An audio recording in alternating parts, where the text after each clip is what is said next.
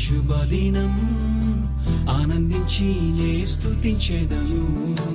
ఈ దినమే praise the lord. దేవుని నామానికి మహిమ ఘనత ప్రభావాలు కలుగును గాక. ప్రియమైన దేవుని బిడ్డలారా, ఎలా ఉన్నారు? ఎలా ఉంది మీ ఆత్మీయ జీవితం? యొక్క శుభదినమున ఈ ఉదయకాల సమయమున దేవుని వాక్యాన్ని వినుటకు మీ అందరికి కూడా ప్రేమపూర్వకమైన ఆహ్వానము. ప్రియమైన దేవుని బిడ్డలారా, మీ ఆత్మీయ జీవితాన్ని కట్టుకుంటూ చక్కగా యేసుక్రీస్తు అన్న బండ పైన, యేసుక్రీస్తు అన్న మార్గములో, యేసుక్రీస్తు అన్న ట్రాక్ లో మీరు ముందుకే వెలుచు ఉన్నారా? ఈ యొక్క దినము కూడా దేవుడు మిమ్మల్ని సంతృప్తి పరచాలని కోరుకుంటూ ఉన్నాడు. యేసయ్య ఎంతైనా మనకు జీవమై ఉన్నాడు. ఆయన జీవాహారమై ఉన్నాడు. ఆయన లేనిదే ఈ యొక్క జీవితంలో ఏ దినము కూడా మనము బ్రతకలేము.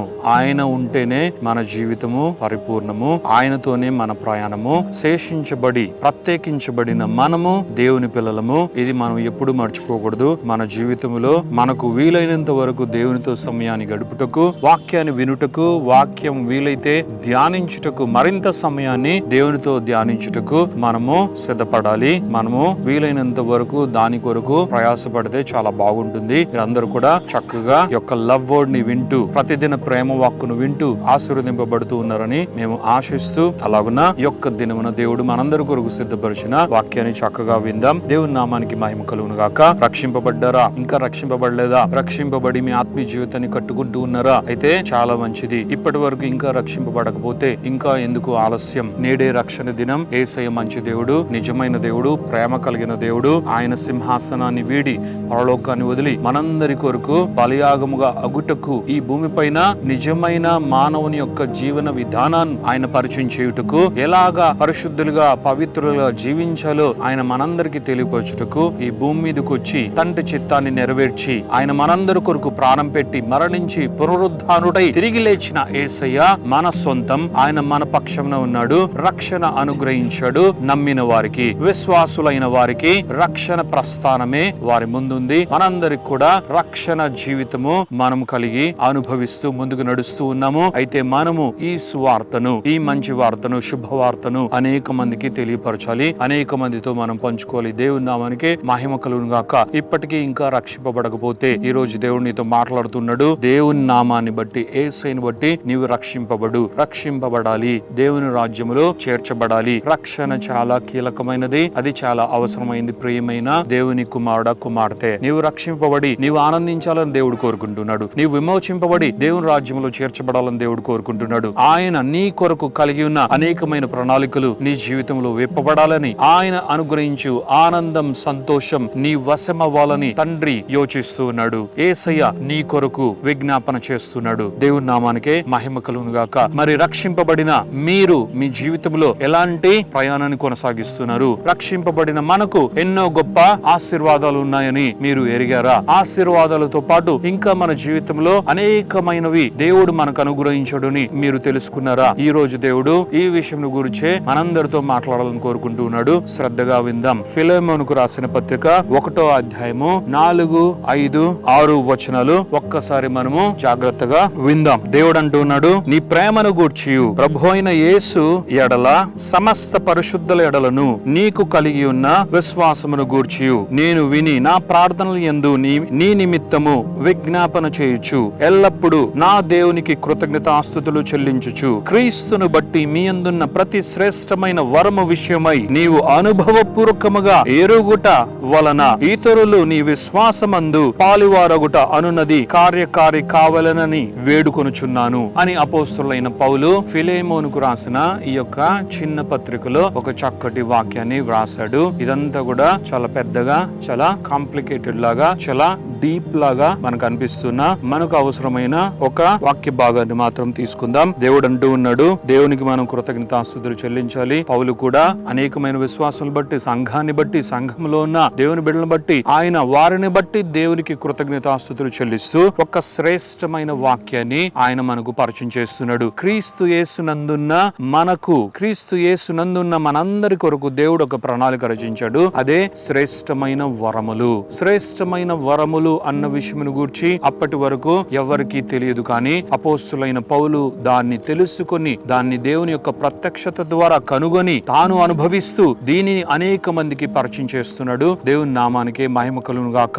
ఈ వరములు ఎవరికి అని అపోస్తులైన పౌలు తెలియపరుస్తున్నాడు అంటే, ఎవరైతే ప్రభువైన యేసుక్రీస్తు నందున్నారో, ప్రభువైన యేసుక్రీస్తు నందున్న వారు ఎవరు? రక్షింపబడిన వారే, రక్షింపబడి విమోచింపబడి ఆయన రాజ్యంలో చేర్చబడిన వారే. మరి ఎవరైతే రక్షింపబడి ఆయన రాజ్యంలో చేర్చబడ్డారో, విమోచింపబడ్డారో, ఆయన ప్రియమైన బిడ్డలుగా ఆయన స్వకీయ సాంపాద్యముగా స్వీకరింపబడ్డారో వారందరి కొరకు దేవుడు ఒక గొప్ప ప్రణాళిక చేశాడు. అదే శ్రేష్టమైన వరములను అనుభవపూర్వకముగా అనుభవించుటయే. దేవుని నామానికి మహిమ కలుగును గాక. ప్రియమైన దేవుని కుమారుడ, కుమార్తె, ఈ దినమున నీ జీవితంలో శ్రేష్టమైన వరములను దేవుడు పరిచయం చేస్తూ ఉండగా, ఈ శ్రేష్టమైన వరములను విశ్వాసంతో నీవు స్వీకరించి, ఈ వరములను నీవు అనుభవపూర్వకముగా ధ్యానించి, అనుభవపూర్వకముగా ఈ వరములు ఎంత గొప్పవో, ఇవి మనల్ని ఎలాగా నింపుతూ ఉన్నాయో, ఇవి ఎలా నింపగలవో, మన జీవితానికంతా ఇవి ఎలాగా సరిపోయే వరములో నీవు కనుగొనాలని దేవత దేవుడు కోరుకుంటున్నాడు. అనగా నీ జీవితంలో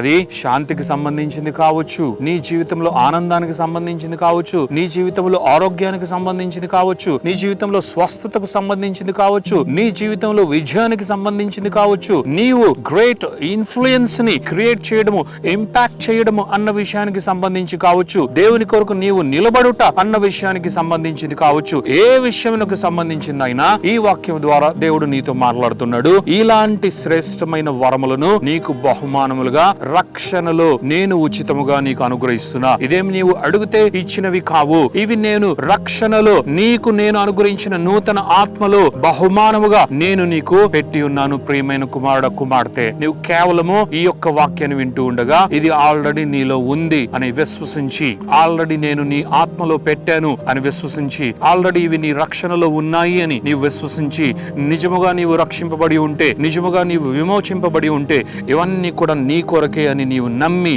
వీటిని అనుభవించాలి. అనుభవించి దేవునికి కృతజ్ఞత చెల్లించాలి. దేవునికి కృతజ్ఞత చెల్లిస్తూ ఇవి ఇంకా ఇంకా లోతుగా వీటిని నీవు అధ్యయనం చేసి అనుభవపూర్వకముగా నీవు తెలుసుకుని దేవుని నామాన్ని మహిమపరచాలి. అలాగే దేవుడు నీకిచ్చే ఏ పని అయినా సరే నీవు దాన్ని చక్కగా చేసి దేవునికి కృతజ్ఞత చెల్లించాలి. అలాగను నీవు దేవుని నామాన్ని ప్లీజ్ చేయవలసిందిగా దేవుడు కోరుకుంటున్నాడు. దేవునికి మహిమ కలుగును గాక.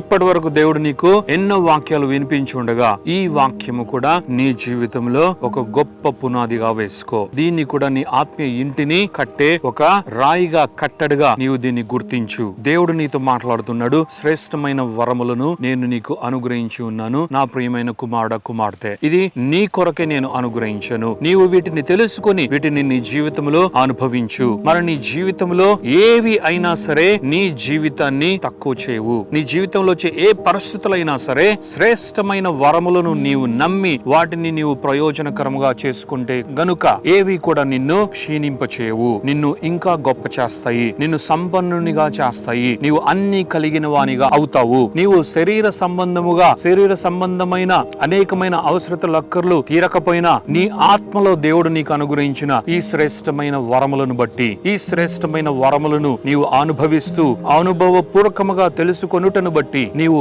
శరీర సంబంధంగా కూడా వృద్ధి చెందుతావు. శరీర సంబంధమైన అనేకమైన ఆశీర్వాదాల విషయాలలో కూడా నీవు వర్ధిల్లుతావు అని ఈ వాక్యము వాగ్దానముగా నీకు అభయం ఇస్తుంది. దేవుని నామానికి మహిమ, ఘనత, ప్రభావాలు కలుగును గాక. మరి రక్షింపబడిన ప్రియమైన దేవుని బిడ్డలారా, ఈ వాక్యం చాలా కీలకమైనది. ఫిలెమోను 1:6 ఉన్న ఈ వాక్యం చాలా ప్రాముఖ్యమైనది. శ్రేష్టమైన ప్రతి వరము మనకుంది. ఇది అది అని లేదు. ఇది లిస్ట్ అవుట్ చేస్తే చాలా పెద్దది. ప్రియమైన దేవుని బిడ్డలారా, ఇది మనము ప్రతి లేఖనాన్ని, జీవగ్రంథమైన బైబిల్లో ఉన్న ప్రతి పుస్తకాన్ని, ప్రతి అధ్యాయాన్ని, ప్రతి లేఖనాన్ని చదువుతూ వెళ్తూ ఉండగా అనేకమైన సందర్భాలలో, అనేకమైన విభాగాలలో దేవుడు వీటిని ఆయన పొందుపరిచాడు. శ్రేష్టమైన వరములుగా ఆయన డిఫరెంట్ సిచ్యువేషన్స్ లో ఆయన వీటిని పెట్టడం జరిగింది. వాటన్నిటిని నీవు కలెక్ట్ చేసుకుని నీవు విశ్వసించగలిగితే నీ జీవితము సుఖమయం అవుతుంది. నీ జీవితము ఫలభరితముగా అవుతుంది. ఇవి దేవుడు నీకు అనుగ్రహిస్తుండగా విశ్వసించి పొందుకుని నీవు బహుగా దీవింపబడాలని దేవతే దేవుడు కోరుకుంటున్నాడు. దేవుని నామానికి మహిమ, ఘనత, ప్రభావాలు కలుగును గాక. ప్రార్థించుకుందాం. Thank you Father, thank you Jesus, thank you Holy Spirit God. దేవా మీకు వందనాలు, యేసయ్య మీకు వందనాలు, పరిశుద్ధాత్మ దేవా మీకు మీకు మహిమ ఘనత ప్రభావాలు చెల్లిస్తున్నాం. ఈ యొక్క శుభదినాన్ని బట్టి వందనాలు, ఈ మంచి దినాన్ని బట్టి వందనాలు, నీవు మాకు అనుగ్రహించిన